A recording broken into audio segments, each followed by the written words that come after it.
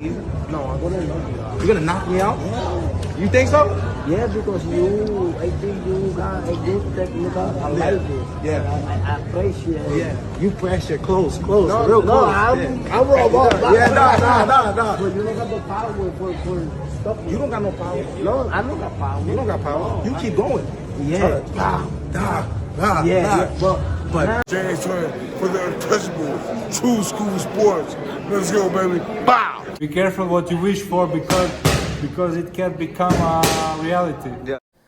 The Untouchable True School Sports Empire proudly presents something the boxing game's been missing. Hey, what's going on? It's your boy BT, and I came here to talk some boxing with the thousands of True School Sports subscribers. All right, so for this video, I got a special guest. I had to bring in a special correspondent for this one because Pops, you know, we had Subriel Matias. He's world champion again, and listen, he's not wasting no time. He's running down on everybody and anybody, and the first person he ran down on when he was in New York was none other than Richardson Hitchins, one of the best pure boxers in the sport today. Obviously, they have a lot of history because for those that know, for those that don't know, and if you forgot, let me refresh your memory. Hitchins was once upon a time the IBF mandatory challenger for Subriel Matias. He decided to not fight Matias, so Parro got the shot. Parro beat Matias for that IBF belt. Hitchins then got the confidence to fight for the IBF belt once Matias was no longer holding it. And so now Matias has come back from the dead, became champion again, and now instead of it being a fight for the mandatory challenger spot, you know, as a mandatory defense, now it's unification fight. So now it's totally different. There wouldn't be a 10-pound rehydration clause with the IBF, which was Hitchins' main sticking point as to why he didn't fight Matias. Right. And they interacted in New York. Did you see the video in New York? Yeah, I seen it when Matias walked up to him. I definitely did. Now, I love it, man. I love it, man. You can't fucking hide and run anymore. This motherfucker learned his loss. I'm talking about Matias learned his loss to Parro, and I guarantee you, every time Hitchins talk, that's all he fucking does. That's all New Yorkers all do. They just talk and talk and talk. And when somebody come knock on your door, you want to go some other way because you don't want to fight, or you want this, or some fucking lame excuse that shouldn't be there. Okay, the time has come. Grab your motherfucking balls. Be a man. If you're really a New Yorker from New York, the realest of the realest, go ahead and knock on this Puerto Rican's door. Because I'm going to tell you, he's going to knock you the fuck out. Serious. He's knocking you the fuck out. And you got a good job, though, Hitchins. One of the best in the sport. One of the best. You've gotten better because back in the day, they didn't even improve you. You've gotten better. You improved. You've done a lot of shit. You didn't want to fight him or whatever the case was before because it wasn't mandatory. You could have this or you had that or whatever the fucking excuse. This motherfucker got a belt now, brother. Come on, New Yorkers. Wake the fuck up if you're a true New Yorker, because I'm from Puerto Rico. They got some New Yorkers in Puerto Rico too. But I'm telling you right now, Matias viene para darte duro. Para darte duro y darle una tremenda salsa para que tú lo sepas. You all know what I'm saying, Hitchins? Get over there, sign the motherfucker contract if you're really that nigga from New York. Oh, damn.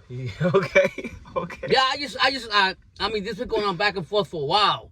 You know what I mean? A lot of fighters find excuses. I'm not saying that that's what Hitchins did.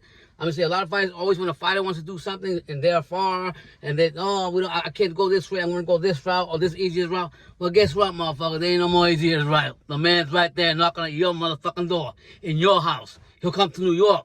He'll go anywhere. He even told that motherfucker Turkey, "I'll go anywhere." Put any fighter. Okay. So, well, I'll say this. I enjoyed the trash talk. I thought it was civilized trash. Like they were respectful, but they both, you know, they got their points across. Yeah. Hitchins told Matias to his face. He said, you know, why would I fight you with a 10-pound rehydration clause when I know you're gonna keep coming forward and be strong? So now he's saying, you know, as long as Matias wins his next fight against Dalton Smith, that you know, they'll go ahead and they'll run it. You know what? I'm gonna say this. But then I don't know if you saw, he did another interview and he said Matias got to worry about Liam Parro. And he didn't go worry about Liam Parro. But guess what? He lost Liam Parro. That's true. But Liam Parro is now welterweight. He's just moved up to welterweight. Hey, I want to know, and I guess it's been going on for a long time. I don't know. Recommend's been playing before my time and in my time. That where the fuck when I grew up and then when I beat the biggest and baddest motherfucker, I don't care who he was. I walked up to you and let's get it done. Let's get the shit done. You beat my ass and that's it. I didn't go say, oh, you gotta fight my best friend or get a shot at me, or whatever, or this and that. Who gives you that right? the more you keep backing off the fight, the more of an ass you're gonna fucking look. So keep on putting stipulations. Keep on doing whatever the fuck you want. I'm telling you right now, the fighter you see Matias now, he ain't gonna disappoint no more. No fucking more. And I hope we get a rematch with Parro. I like Parro Parro too. moved up the welterweight. Okay, well, he won't get that if he decides to go up there. But for right now, can you stop talking to the New Yorkers, stop playing the record, and get out there and go do your rapping in that fucking ring with this right here. If you can't do this right here, do una tremenda salsa de Puerto Rico, puñeta. Eso es lo que tú vas a coger. All right. Let me ask this question to get to the other side of your opinion. What if Hitchins beats Matias? What would you say if he beats Matias? I ain't worried about what if. But I'm saying, hypothetically. Because there ain't going to be no if. If his jab proved to be that good, and he was able to neutralize Matias and beat him, what kind of credit would you give him? I'd have to put my foot in my own fucking mouth, of course. But guess what? I'm not. Because I know Matias learned from that loss. He was very embarrassed that he lost in his backyard. And I guarantee you, it's going to be very hard to take this belt away. And we always seen, I won't name no names, who's a big New Yorker's been talking and walking and talking and got his ass beat in his own backyard. We don't see him no more. We didn't see him last week when ESPN had the fights. We usually have him back there. He's normally at the fights. You don't know the fight. You know what I'm talking about. He wasn't at the Xander fight. No, so talk about Berlanga. So what I'm getting at is this New Yorker gonna take action, or he's gonna just keep flapping his motherfucking mouth? And I do like him too. I'm just calling it real. I have to go with my boy Matias. From my Matias. I like the fight. I actually think it's a more now if they would have made this fight happen when Hitchins was the mandatory, I would have picked Matias. Yeah. And I don't think he would have beat him. Yeah. But I think now Hitchins is he's had a couple. Oh man, he's gotten good. He fought the Lemos. Since then he fought Lemos. He fought Parro, and he's fought Camboso. So he's gotten a lot of experience now, more confidence. He's growing into being a champion. Yep. And one thing about Hitchins I'll say is that he fights within himself, which makes him dangerous because his jab is so good. And it's so precise and it's so long and rangy that he's able to really keep these guys at bay and neutralize them. You basically said what I was just gonna say. That jab he got, we know how Matias fights to come forward, get in your face, volume punching keep coming. But if Hitchins can figure out a way to keep him at bay with that jab, and Matias can't come in and force himself in, he'll probably win the fight. It'll be a long night, you know. But I don't know how. I really didn't watch the fight with Matias and Parro? Parro, right? Was it Parro? Parro. I don't know if he out jabbed him or what he did to keep him aside, but I'll give you a little hint. Just go watch the fight so you learn something. I'm sure he has. Okay? Because Hitchins, I know Hitchins is a student of the game. He watch boxing like crazy. So I'm gonna tell you right now, I'm riding with Matias, but if you got that jab, then you can talk the talk and walk the talk. But right now, you're just flapping your gums. Sign the contract. I said, well, right now there's no contract. Matias, baby. But Matias got to beat Dalton Smith. If Matias handles business against Dalton Smith, I don't want to hear about him fighting Tio. I don't even want to hear him about fighting Gary Anton Russell. Yeah. Matias beat Dalton Smith. There's only one fight that he got to make, and that's the fight with Subriel Matias. Brooklyn versus a Puerto Rican in New York City. It's good business. Why not do it? And what, Hitchins don't got a belt now? Hitchins is the IBF champion. Okay. IBF and Matias is WBC. Okay. So it's a unification fight. So, but the better the belt, and there's no rehydration clause now because once you start fighting for unification fights, the IBF can't put the So basically, what he's saying is, you keep that belt, you can fight me. If you don't keep that belt, I'm not gonna fight you. Yeah. Hitchins. Yeah, pretty much. He didn't want to fight him under the conditions of because if you just fight for the IBF belt, you have to you can't rehydrate above 10 pounds. And if you're a bigger fighter sucking down on weight, you're gonna naturally rehydrate above 10 pounds. Right. So he didn't want to fight him with that because if he did, then that means that Matias coming forward at you with you like being fatigued. Mm-hmm. He didn't think that was a smart idea fighting a guy like Matias. Okay. What do you think about that? I'm like this. I don't give a fuck about the sanctions bullshit. He says it's not smart. It's double back and forth and everything. I mean, that's the logical way he wants to do it.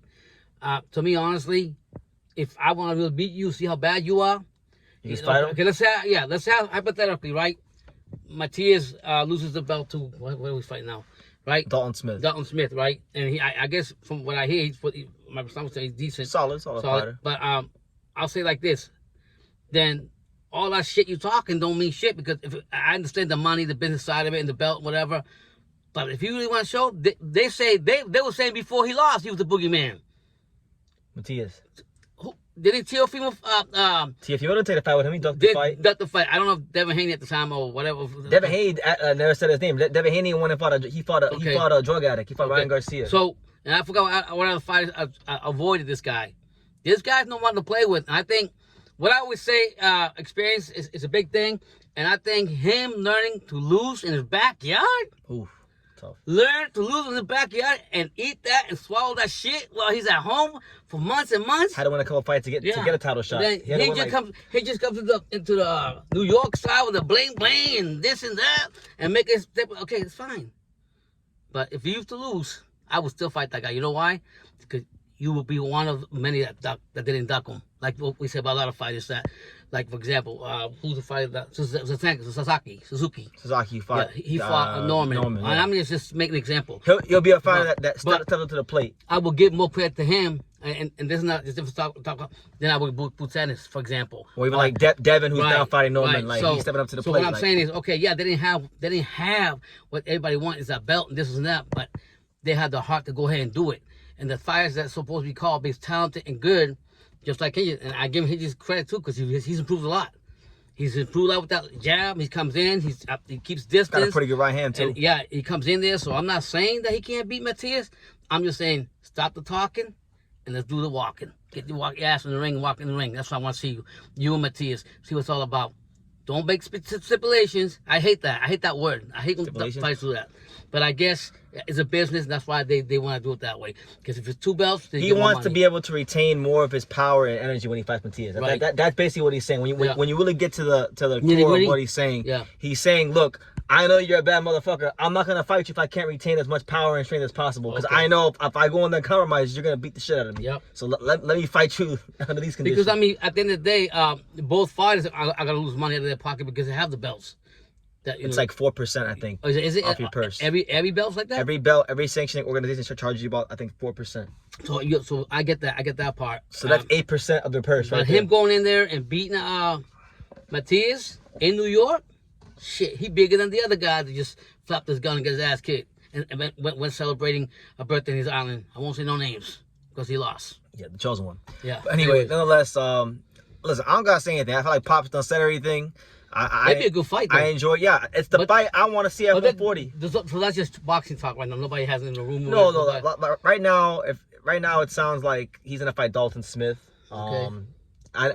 Alberto Puello does have a rematch clause, but but Turkey's saying that he's acting like Puello don't exist. Well, he's saying Puello will get a shot at whoever wins Smith versus Matias, right? But the thing is, if Matias beats Dalton Smith, with all respect to the Puello, we want to see Matias versus Hitchins. We want to see Matias versus another guy I ran down on was Gary Anton Russell. Yeah, that'd be a shootout. Him and Matias going at it. Gary Anton Russell, yeah, that'd be a firefight there.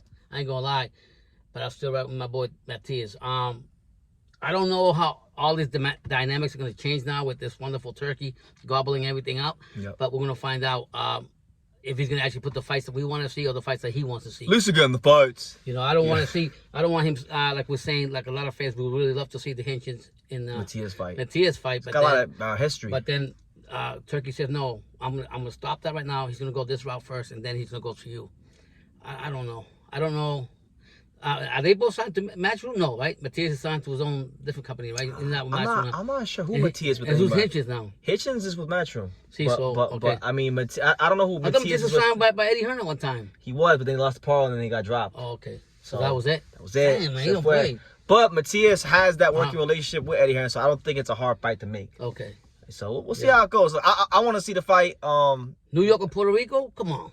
I'm a fan of both guys. And Matias is actually forced. He's had to come out of his shell, and it's coming out more publicly, going to chase the fighters. Before he didn't even do that. He didn't do none of that. He stayed in his shell. But like Brendan says, if you don't fucking try to promote yourself or try to go to things, you might as well just stay in your motherfucking shell, and nobody gonna know who the fuck you are. No matter if you're 20-0, 30-0, 50-0. So I give him credit. And the worst part, he barely speaks any English, but he's out there. Speaking English. So he's trying his best, getting himself out there. Give him props for that. Hitchins, we already know how New Yorkers are. I don't want to I write a whole Bible about that. take action when the time is. I wish both of you guys good. I like both of you guys, but I have to ride my boat from Puerto Rico. There you go. I ain't gotta say much more. You guys leave your comments down below, subscribe, all that good stuff. And like I say in every single one of these videos, you can love me or you can hate me, but I'm just a kid from Dania. So until next time, take care. Thank you for watching another video on The Untouchable True School Sports Empire. For more great boxing content just like this, make sure you guys stay tuned and subscribe. You won't be disappointed.